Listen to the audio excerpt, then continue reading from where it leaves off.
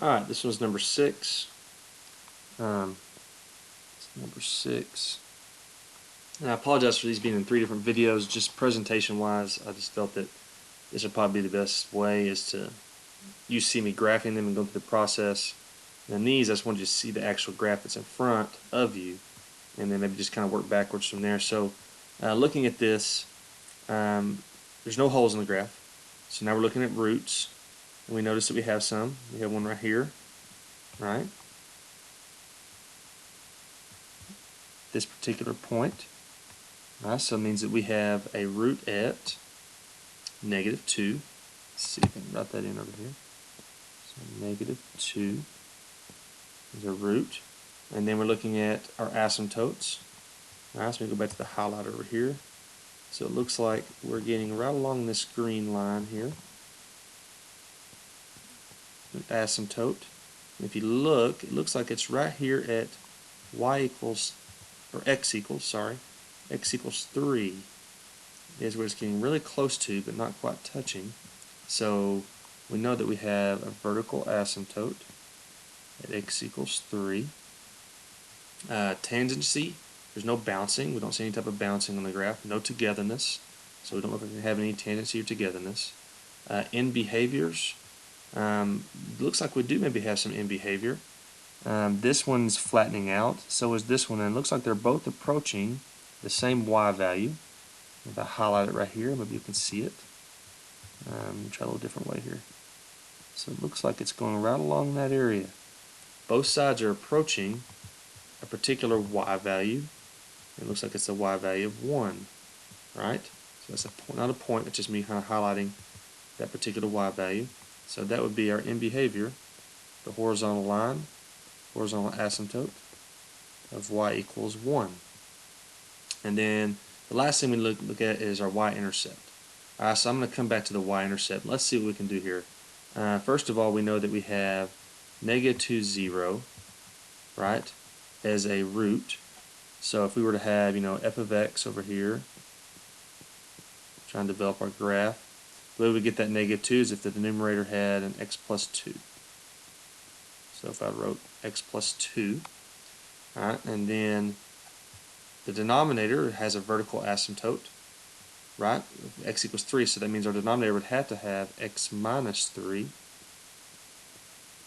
in order to develop a vertical asymptote of x equals 3. No tangency together, so no even multiplicities. And then there's our in behavior of y equals 1. So if you look at this, both of these have leading coefficients. They're 1s, which could produce a y equals 1 horizontal asymptote. So it has all these conditions. It fits the graph, all the data. The only thing we're looking at right here is our y-intercept. And we can see that this y-intercept is between 0 and -1. So if we were to plug in 0 for x, right, 0 for x would produce a 2 right here.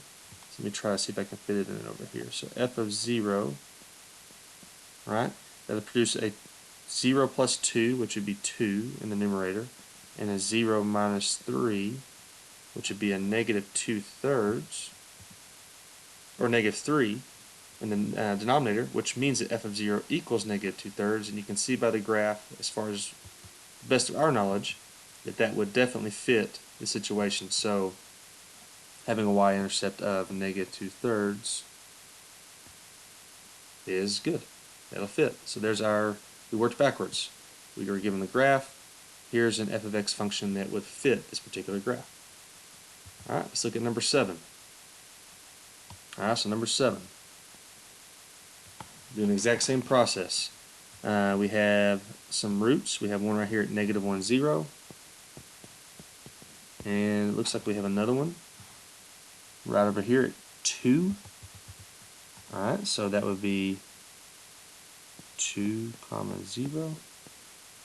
So we have one -1, 0 and 2, 0. Now we're looking at a vertical asymptote. And we're looking right here.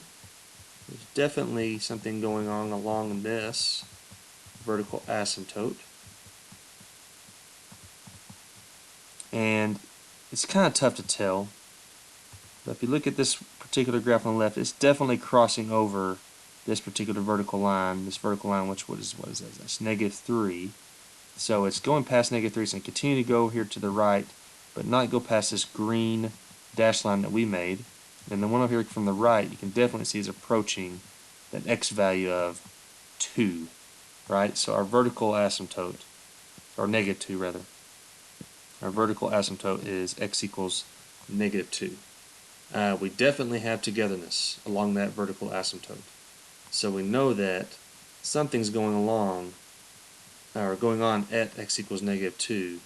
So there's some even multiplicities occurring right there at x equals -2. In behaviors, if we look over here to the left, it looks like it's starting to flatten out and getting really close to possibly y equals 1. Let's look over here to the right. It pops back up, but if you can see, it starts to flatten back out quite a bit once again at y equals 1. So we're thinking that this little portion in here, I'm going to do that a little better, there we go, there's a horizontal asymptote at y equals 1. Get back to pen mode, sorry.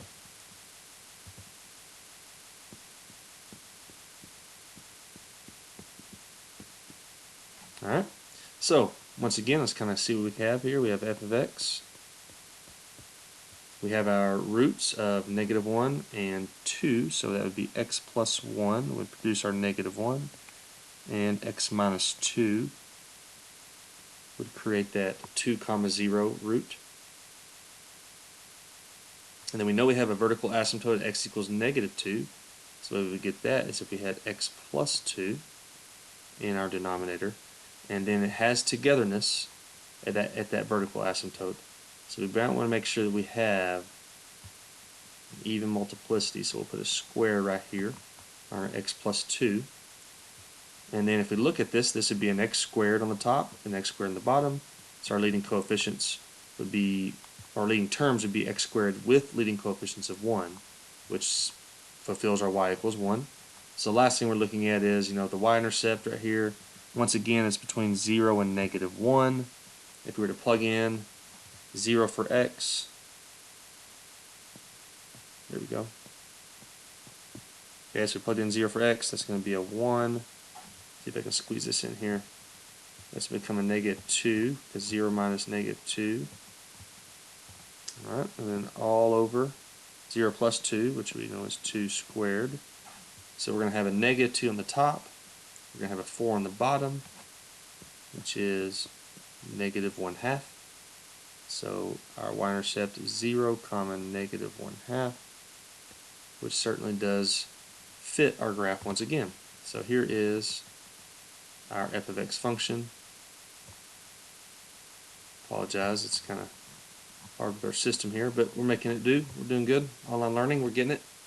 So there's our f of x function that fit that graph. Alright, let's finish it up here. Number 8.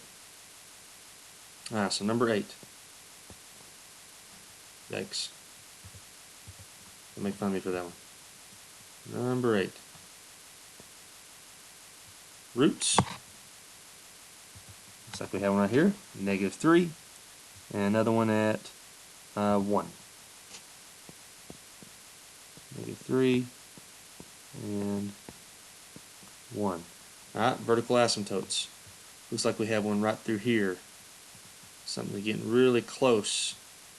Okay, on this particular one, it's kind of tough to tell. Some of you might say, well, it looks like it's touching. Well, let's just go ahead and let this be a designated vertical asymptote right here at -2.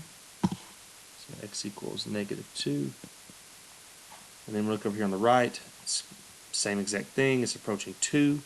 So we have another one at x equals +2. So you have 2 vertical asymptotes. Don't look like we have any tangency. There's nothing that's bouncing and popping back up. Togetherness, looks like there's no togetherness. So no tangency, no togetherness.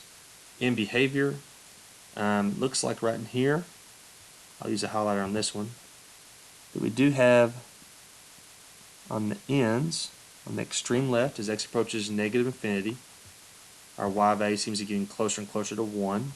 And as x approaches +infinity, we're getting closer and closer to 1. So it looks like we have our y equals 1 horizontal asymptote. So just develop our function here, f of x plus 3, x minus 1. Okay, that's where we got our roots. Now we're looking at the denominator. We have our two vertical asymptotes to account for, so x minus 2 and x plus 2. Doesn't matter what order we write them in. So we could write x plus 2, x minus 2, same thing.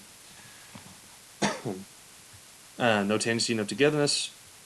X squared on the top, x squared on the bottom. So the ratio of the leading coefficients would be 1, which is our horizontal asymptote, y equals 1. So last thing we're looking at is this y-intercept over here, just to kind of verify that. Now if we had f of 0, so plug in 0 for x, that would be what, 3, and negative 1 on the top. On the bottom we'd have negative 2 and 2.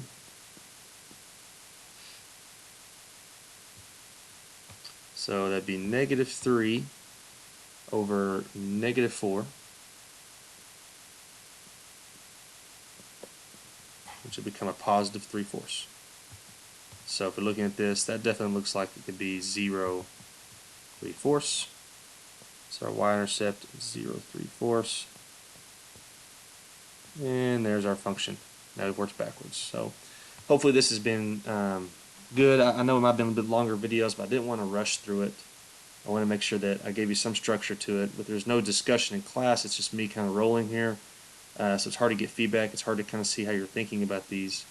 But I'm sure I'll get plenty of good discussions as we meet on those office hours / tutorial times from 1:15 to 2, and we can have in-depth discussions, answer questions, do some things. But hopefully this is a good little base. It's a good reminder. I'll be talking to you guys later on. Stay out of the trees.